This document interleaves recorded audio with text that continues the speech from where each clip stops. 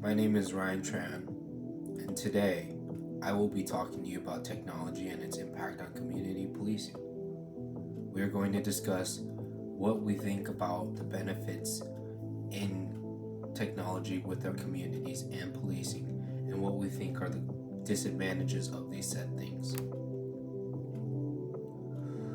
I think first we have to start with the bigger picture. Why tech? Tech is just something that is ever growing. It allows one another to be connected, whether it be by mobile device or laptop, from anywhere in the world with just a click of a button. That responsivity is something that is very important within law enforcement as well, because it allows our officers to do what they need to do in a quick amount of time. It's very economically sustainable, and over time will only prove to save more money for departments and the cities surrounding them. It not only that, but it allows for less officers doing surveillance jobs, and it opens up free time for officers to spend more time with their communities.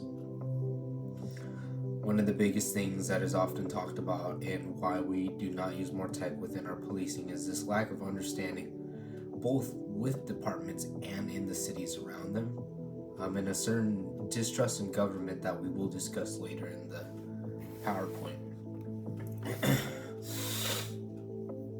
It's important to understand that technology helps community and the police.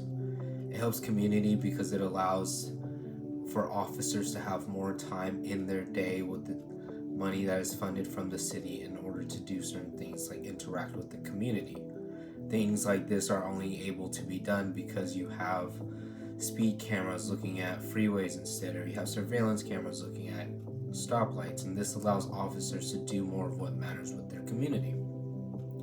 The technology also allows for quicker information sharing, kind of like Amber Alerts, but on a social media platform, or even regular media, which just spreads quicker and allows communities to network alongside with their law enforcement agencies, and it allows for more safety programs to be immersed into the communities.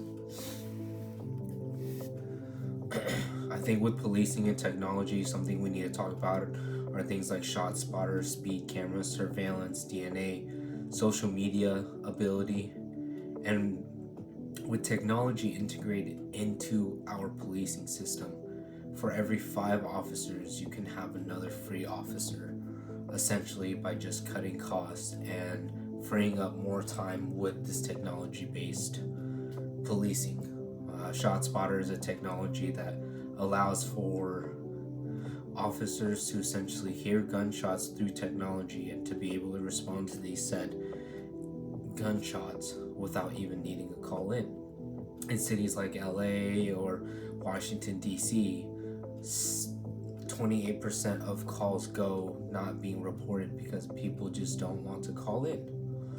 And for that, the police are not able to properly govern their cities as good as they can with all this technology. But what are the arguments? Is it privacy? The social media has too much coverage? Is it bad marketing? What about our data? Is it going to cost more money in the future? Is it going to cost lives or have any consequences by trying to get our officers integrated? The reality is, in 5 major cities, a survey showed that there's a 78% drop of, or 78%, there's 78% for the change of a social media city. In these cities where the technology is relevant, crime drops. There's an increase in responses to undocumented calls that might have not happened before, like without the use of ShotSpotter, and this in turn builds community trust and rapport.